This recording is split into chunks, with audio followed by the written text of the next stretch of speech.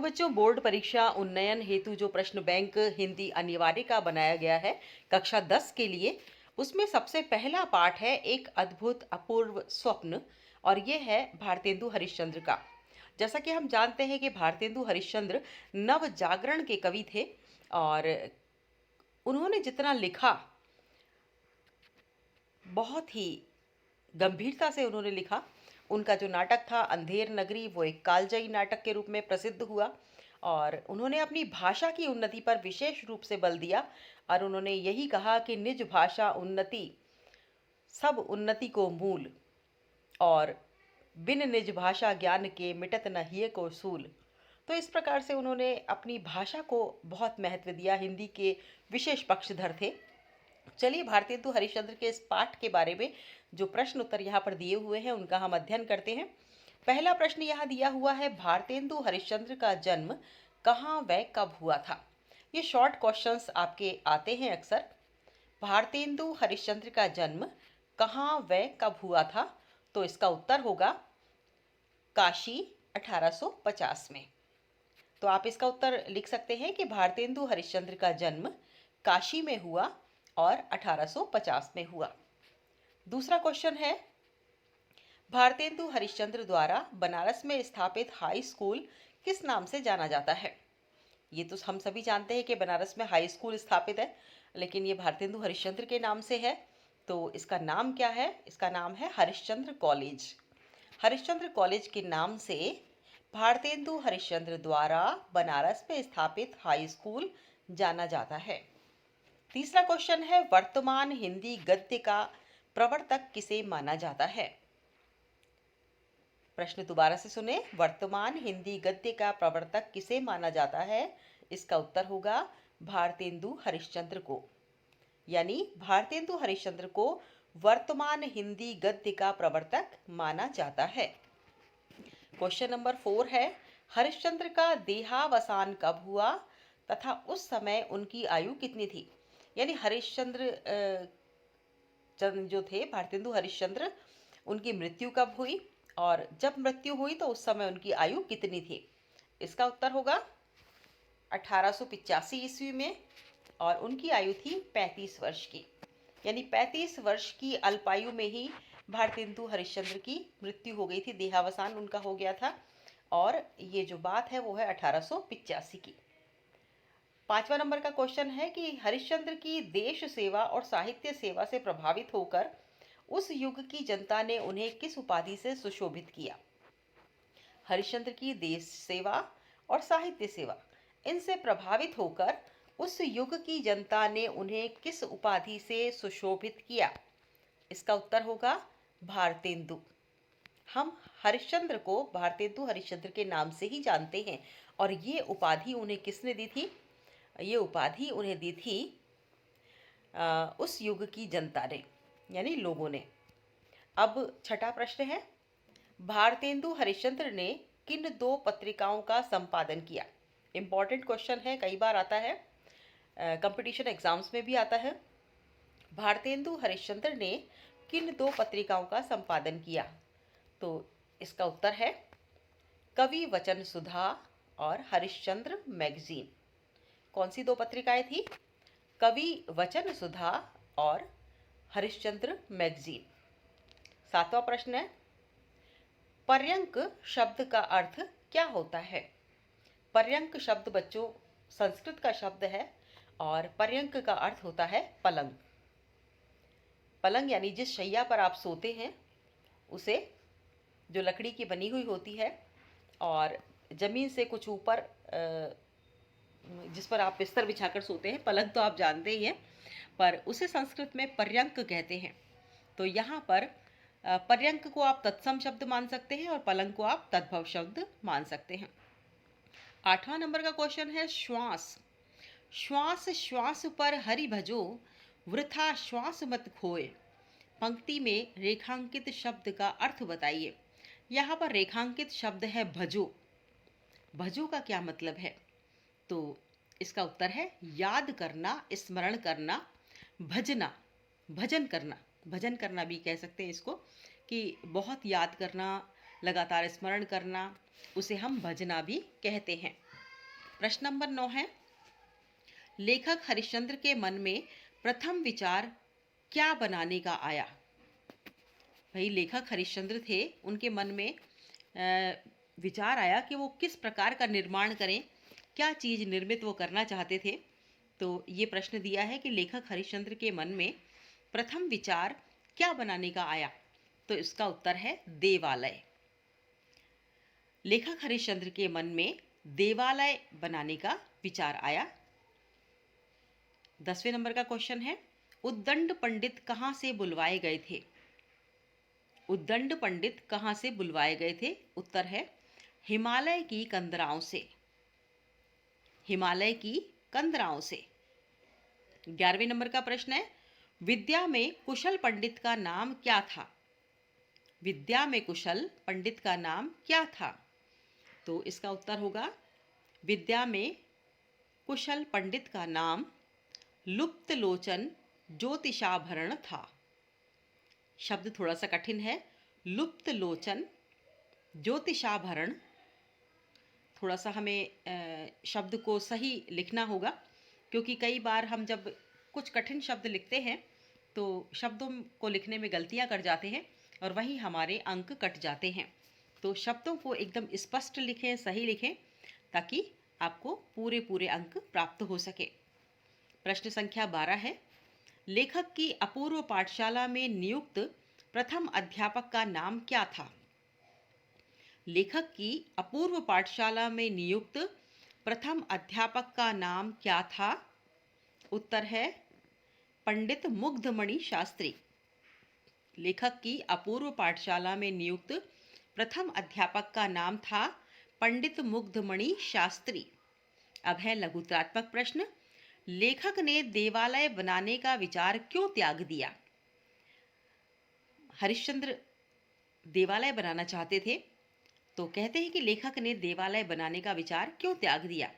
इसका उत्तर है, लेखक ने देवालय बनाने का विचार इसलिए त्याग दिया क्योंकि उन्हें थोड़ी ही देर में समझ में आ गया कि इन दिनों की सभ्यता के अनुसार इससे बड़ी कोई मूर्खता नहीं, और यह तो मुझे भली भांति मालूम है कि यही अंग्रेजी शिक्षा रही तो मंदिर की ओर मुँह कर भी कोई नहीं देखेगा। यानी लेखक ने देवालय बनाने का विचार इसलिए त्याग दिया क्योंकि उन्हें थोड़ी ही देर में समझ में आ गया कि इन दिनों की सभ्यता के अनुसार इससे बड़ी कोई मूर्खता नहीं है, और यह तो मुझे भली भांति मालूम है कि यही अंग्रेजी शिक्षा रही तो मंदिर की ओर मुख फेर कर कोई भी नहीं देखेगा। अब है दूसरा प्रश्न, पंडित प्राणांतक प्रसाद की क्या विशेषताएं बताई गई हैं? उत्तर है, पंडित प्राणांतक प्रसाद भी प्रशंसनीय पुरुष हैं। जब तक घट में प्राण है तब तक न किसी पर उनकी प्रशंसा बन पड़ी न बन पड़ेगी। ये महावैद्य के नाम से इस संसार में विख्यात है। चिकित्सा में ऐसे कुशल हैं कि चिता पर चढ़ते चढ़ते रोगी इनके उपकार का गुण नहीं भूलता। कोई कितना ही रोग से पीड़ित क्यों ना हो, क्षण भर में स्वर्ग के सुख को प्राप्त होता है। ये व्यंग, हास्य व्यंग वाला पाठ है, तो इसमें इस प्रकार की बात लिखी गई है और नाम भी प्राणांतक प्रसाद दिया गया है। तो दूसरा क्वेश्चन है, पंडित प्राणांतक प्रसाद की क्या क्या विशेषताएं बताई गई हैं? उत्तर है, पंडित प्राणांतक प्रसाद भी प्रशंसनीय पुरुष हैं। जब तक घट में प्राण हैं तब तक न किसी पर इनकी प्रशंसा बन पड़ी न बन पड़ेगी। ये महावैद्य के नाम से इस संसार में विख्यात हैं। चिकित्सा में ऐसे कुशल हैं कि चिता पर चढ़ते चढ़ते रोगी इनके उपकार का गुण नहीं भूलता। कोई कितना ही रोग से पीड़ित क्यों ना हो, क्षण भर में स्वर्ग के सुख को प्राप्त होता है। अब है तीसरा क्वेश्चन। ये यहाँ पर थोड़े जो प्रश्न आपके हैं ये 30-40 शब्दों के प्रश्न हैं। उत्तर है इसके। तीसरा प्रश्न है, पुस्तक लेखन के विचार पर लेखक क्यों सहम गया? पुस्तक लेखन के विचार पर लेखक क्यों सहम गया? उत्तर है, पुस्तक लेखन के विचार पर लेखक सहम गया क्योंकि इस विचार में बड़े कांटे निकलने की संभावना थी। क्योंकि पुस्तक लिखने की देर न होगी कि कीट क्रिटिक काट कर आधी से अधिक निगल जाएंगे और इसमें लोग कई तरह के अवगुण निकालेंगे, जिससे यश के स्थान पर शुद्ध अपयश प्राप्त होगा। यानी जो समीक्षा करने वाले लोग हैं वो इसमें कई गलतियां निकालेंगे। तो लेखक ने सोचा कि वो पुस्तक ना लिखे। तो उत्तर दोबारा से पढ़ लेते हैं। पुस्तक लेखन के विचार पर लेखक सहम गया, क्योंकि इस विचार में बड़े कांटे निकलने की संभावना थी। क्योंकि पुस्तक लिखने की देर ना होगी कि कीट क्रिटिक काट कर आधी से अधिक निकल जाएंगे और उसमें लोग कई तरह के अवगुण निकालेंगे, जिससे यश के स्थान पर शुद्ध अपयश होगा। यानी कि उनकी बड़ाई तो कोई नहीं करेगा, बल्कि उनकी बुराइयां ही होंगी। अब चौथा प्रश्न है, पंडित लुप्त लोचन ज्योतिषाभरण ज्योतिष विद्या में किस प्रकार कुशल थे, लिखिए। पंडित लुप्त लोचन ज्योतिषाभरण ज्योतिष विद्या में किस प्रकार कुशल थे, लिखिए। उत्तर है, ये ज्योतिष विद्या में अति कुशल वे बड़े उद्दंड पंडित हैं। कुछ नवीन तारे भी गगन में जाकर ये ढूंढ आए हैं और कितने ही नवीन ग्रहों की भी इन्होंने रचना कर डाली है। उनमें से तामिस्र मकरालय प्रसिद्ध और प्रशंसनीय है। यद्यपि इनको विशेष दृष्टि नहीं आती, परंतु तारे इनकी आंखों में भली भांति बैठ गए हैं। तो पंडित लुप्तलोचन ज्योतिषाभरण ज्योतिष विद्या में किस प्रकार कुशल थे, इसका उत्तर आप लिखेंगे। ये ज्योतिष विद्या में अति कुशल व बड़े उद्दंड पंडित हैं। कुछ नवीन तारे भी गगन में जाकर ढूंढ आए हैं और कितने ही नवीन ग्रंथों की भी इन्होंने रचना कर डाली है। उनमें से तामिस्र मकरालय प्रसिद्ध और प्रशंसनीय है। यद्यपि इनको विशेष दृष्टि नहीं आती, परंतु तारे इनकी आंखों में भली भांति बैठ गए हैं। अब है 5वां नंबर का प्रश्न, भारतेंदु हरिश्चंद्र द्वारा लिखित प्रमुख नाटकों के नाम लिखिए। ये बेहद महत्वपूर्ण क्वेश्चन है, ये कंपटीशन एग्जाम्स में भी आता है, तो इसको हम ध्यान से पढ़ेंगे। भारतेंदु हरिश्चंद्र द्वारा लिखित प्रमुख नाटकों के नाम लिखिए। तो भारतेंदु हरिश्चंद्र द्वारा लिखे गए नाटक थे वैदिकी हिंसा हिंसा न भवति, कर्पूर मंजरी, सत्य हरिश्चंद्र, चंद्रावली नाटिका, भारत दुर्दशा, अंधेर नगरी, नील देवी, मुद्रा राक्षस आदि। भारतेंदु हरिश्चंद्र द्वारा लिखित प्रमुख नाटक थे वैदिकी हिंसा हिंसा न भवति, कर्पूर मंजरी, सत्य हरिश्चंद्र, चंद्रावली नाटिका, भारत दुर्दशा, अंधेर नगरी, नील देवी और मुद्रा राक्षस। छठा है, लेखक की अपूर्व पाठशाला में नियुक्त किए गए मुख्य अध्यापकों का नामोल्लेख कीजिए। लेखक की अपूर्व पाठशाला में नियुक्त किए गए मुख्य अध्यापकों का नामोल्लेख कीजिए, यानी उनके नाम बताइए। उत्तर है, पंडित मुग्धमणि शास्त्री, तर्क वाचस्पति। पंडित मुग्धमणि शास्त्री, तर्क वाचस्पति। दूसरे थे पाखंड प्रिय धर्माधिकारी, अध्यापक धर्मशास्त्र। पाखंड प्रिय धर्माधिकारी, अध्यापक धर्मशास्त्र। तीसरे थे प्राणांतक प्रसाद, वैयाकरण, अध्यापक वैद्यक शास्त्र। प्राणांतक प्रसाद, वैयाकरण, अध्यापक वैद्यक शास्त्र। और चौथे लुप्त लोचन ज्योतिषाभरण, अध्यापक धर्मशास्त्र। लुप्त लोचन ज्योतिषाभरण, अध्यापक धर्मशास्त्र। और पांचवे शील दावानल, नीति दर्पण आदि। शील दावानल, नीति दर्पण। और ये सभी के आगे आदि लिख दिया गया है, क्योंकि कई नाम हैं। 7वां प्रश्न है, अपूर्व पाठशाला के प्रथम अध्यापक पंडित मुग्धमणि शास्त्री की क्या क्या विशेषताएं थी, लिखिए। तो मुग्धमणि शास्त्री की यहां पर आपको विशेषताएं लिखनी है। उत्तर आप लिखेंगे, पंडित मुग्धमणि शास्त्री बिना प्रयास ही हाथ लग गए, जिनको सतयुग के आदि में इंद्र अपनी पाठशाला के निमित्त समुद्र और वन जंगलों में खोजता फिरा, अंत में हार मानकर बृहस्पति को रखना पड़ा। हम फिर भी कहते हैं कि यह हमारे भाग्य की महिमा थी कि ये ही पंडित राज मृगयाशील श्वान के मुख में शशि के धोखे बद्रिकाश्रम की एक कंदरा में से पड़ गए। इनकी बुद्धि और विद्या की प्रशंसा करने में सरस्वती भी लजाती है। इनके थोड़े ही परिश्रम से पंडित मूर्ख और अबोध पंडित हो जाएंगे। इनकी विशेषता बताई गई है कि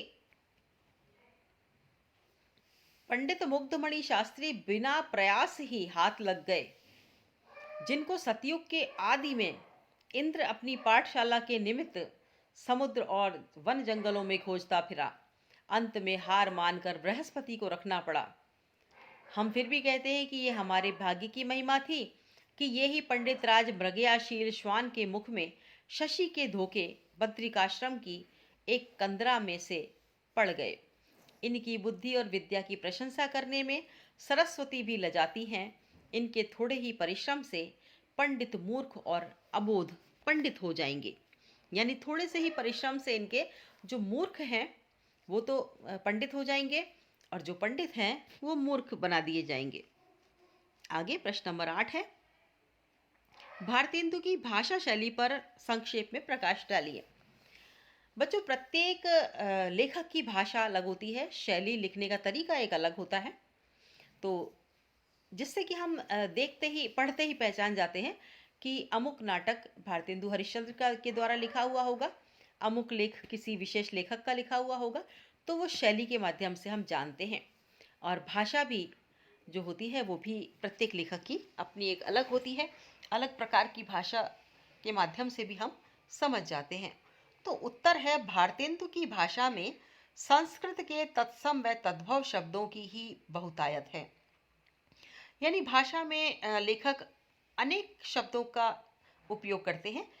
कुछ संस्कृत के शब्दों का उपयोग करते हैं, कुछ अपनी जो क्षेत्रीय भाषाओं के शब्दों का अधिक प्रयोग करते हैं, कुछ अन्य भाषाओं के शब्दों का अधिक प्रयोग करते हैं। तो भाषा जो है वो उनकी कौन सी थी या कितनी अन्य भाषाएं भी उसमें मिली जुली थी, तो इसी पर लिखा है कि भाषा और शैली पर हमें संक्षेप में प्रकाश डालना है। तो उत्तर होगा कि भारतेंदु की भाषा में संस्कृत के तत्सम व तद्भव शब्दों की ही बहुतायत है, यानी बहुलता है। अधिक से अधिक उन्होंने संस्कृत के तत्सम शब्द उपयोग में लिए हैं, और तत्सम से बने हुए शब्द जो हैं वो जो हिंदी भाषा में हम उपयोग करते हैं उन्हें हम तद्भव शब्द कहते हैं। तो वे शब्द अधिक हैं। इसके अलावा लोकोक्तियां हैं, मुहावरे हैं। लोकोक्तियों और मुहावरों के प्रयोग से उनकी भाषा में और भी लालित्य आ गया है। लालित्य का अर्थ है कि एक सौंदर्य आ गया है। स्थान स्थान पर रोचकता बढ़ाने के लिए उन्होंने हास्य और व्यंग के भी प्रयोग किए हैं। रोचकता बढ़ती है हास्य व्यंग से। एक जो चुलबुली सी बातें होती है, हंसी की बातें होती है, जिसमें एक कटाक्ष छुपा हुआ होता है, गहरा व्यंग छुपा हुआ होता है, तो उससे भी रोचकता बढ़ती है साहित्य की। एक बार फिर से पढ़ लेते हैं। भारतेंदु की भाषा में संस्कृत के तत्सम व तद्भव शब्दों की बहुलता है। लोकोक्तियां और मुहावरों के प्रयोग से उनकी भाषा में और भी लालित्य आ गया है। स्थान स्थान पर रोचकता बढ़ाने के लिए उन्होंने हास्य और व्यंग के भी प्रयोग किए हैं। ये तो था पाठ भारतेंदु हरिश्चंद्र संबंधित। अब पाठ